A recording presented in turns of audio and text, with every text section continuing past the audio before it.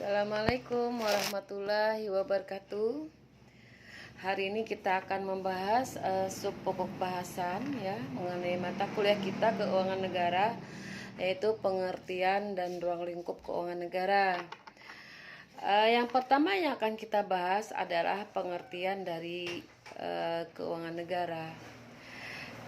Definisi keuangan negara adalah semua hak dan kewajiban negara yang dapat dinilai dengan uang, serta segala sesuatu, baik berupa uang maupun berupa barang, yang dapat dijadikan milik negara berhubung dengan pelaksanaan hak dan kewajiban tersebut.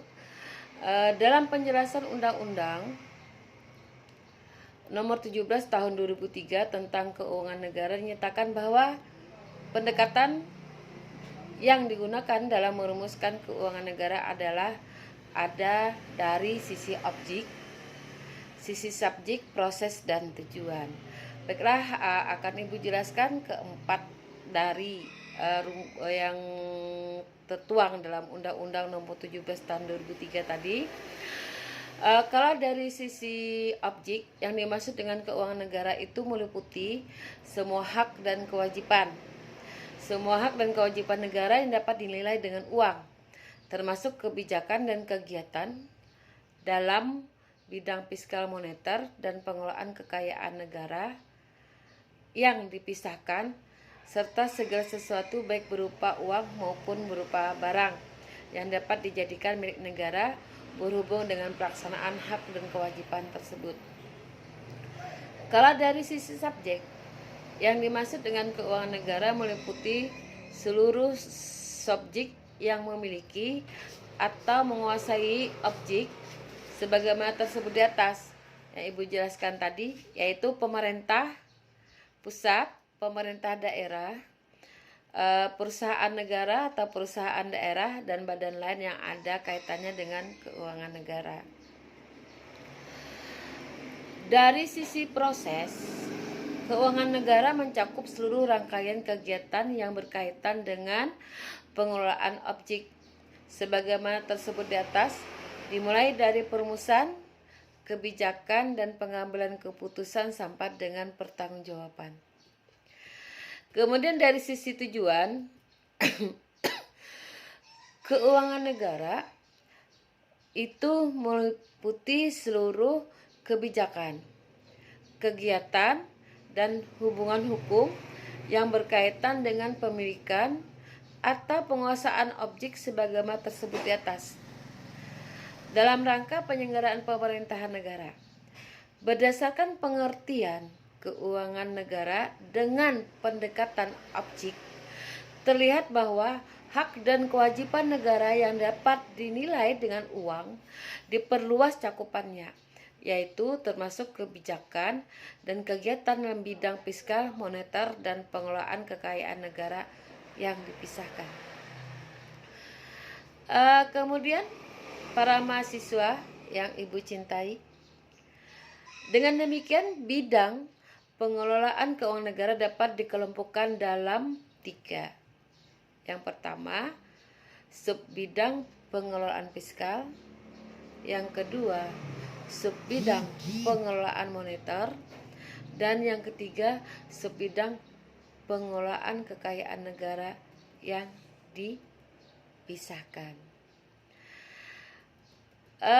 Pengelolaan keuangan negara subbidang pengelolaan fiskal itu meliputi kebijakan dan kegiatan yang berkaitan dengan pengelolaan anggaran pendapatan dan belanja negara atau APBN.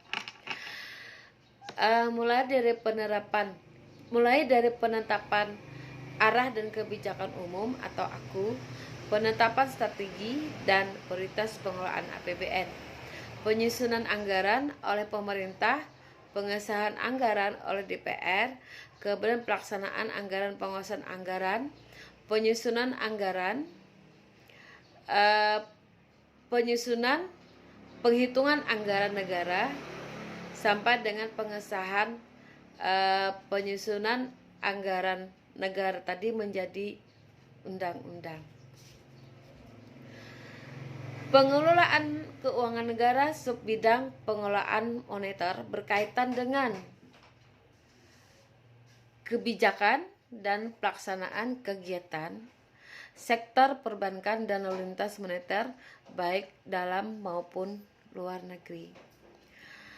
Pengelolaan negara subbidang kekayaan negara yang dipisahkan berkaitan dengan kebijakan dan pelaksanaan kegiatan di sektor badan usaha milik negara, badan usaha milik daerah atau BUMN, BUMD yang orientasinya mencari keuntungan atau profit motif, ya. Berdasarkan uraian di atas, pengertian keuangan negara dapat dibedakan antara pengertian keuangan negara dalam arti luas dan pengertian negara dalam arti sempit. Kalau pengertian keuangan negara dalam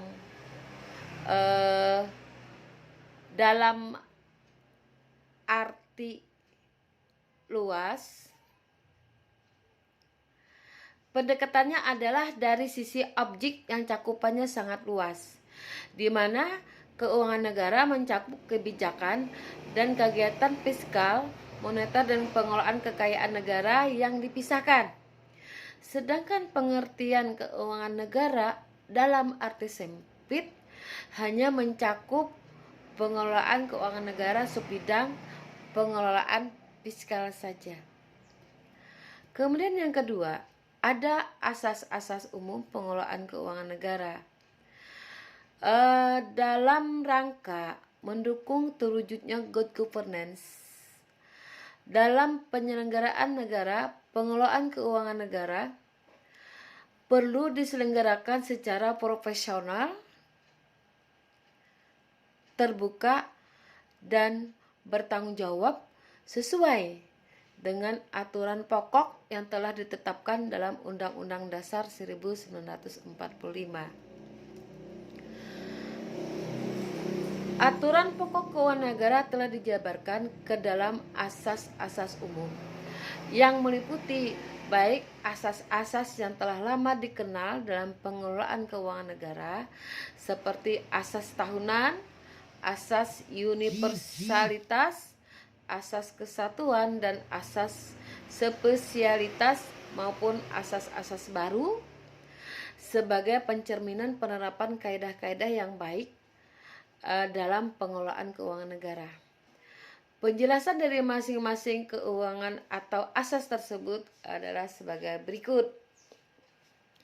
Yang pertama itu asas tahunan, itu memberikan persyaratan bahwa anggaran negara dibuat secara tahunan yang harus mendapat persetujuan dari badan legislatif.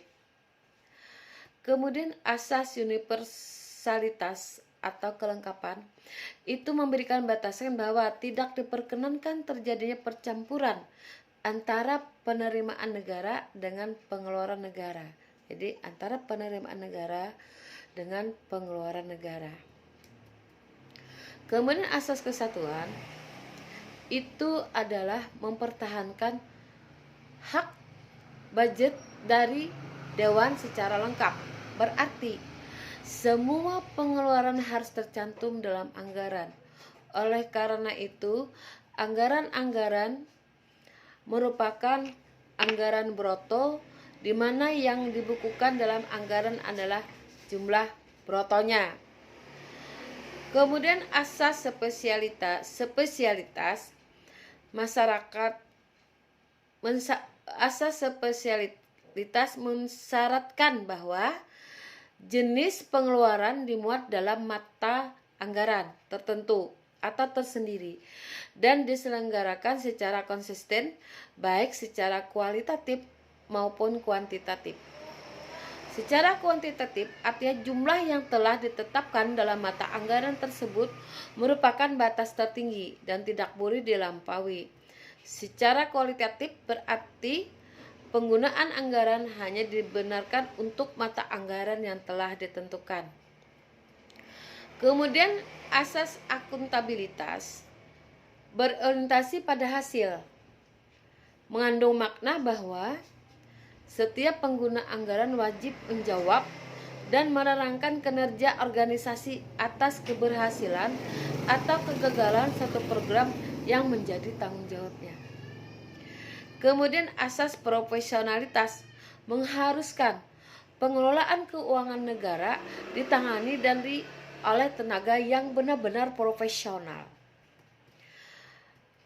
Asas proporsionalitas, pengalokasian anggaran dilaksanakan secara proporsional ya pada fungsi-fungsi kementerian atau lembaga sesuai dengan tingkat prioritas dan tujuan yang ingin dicapai. Kemudian asas keterbukaan dalam pengelolaan keuangan negara mewajibkan adanya keterbukaan dalam pembahasan, penetapan dan penghitungan anggaran serta hasil pengawasan oleh lembaga audit yang independen. Asas pemeriksaan keuangan oleh badan pemeriksa yang bebas dan mandiri memberi kewenangan lebih besar pada badan pemeriksa keuangan untuk melaksanakan pemeriksaan atas pengelolaan keuangan negara secara objektif dan independen. Asas-asas umum tersebut para mahasiswa diperlukan pula guna menjamin terselenggaranya prinsip-prinsip pemerintahan daerah. Nah, sampai di sini dulu pertemuan kita pada hari ini. Kalau mahasiswa ada yang ingin bertanya, silahkan bertanya di grup WA masing-masing. Nanti akan Ibu jawab ya. Terima kasih perkuliahan kita pada hari ini, dan Ibu akhiri dengan ucapan wabillahi taufiq wa hidayah. Wassalamualaikum warahmatullahi wabarakatuh.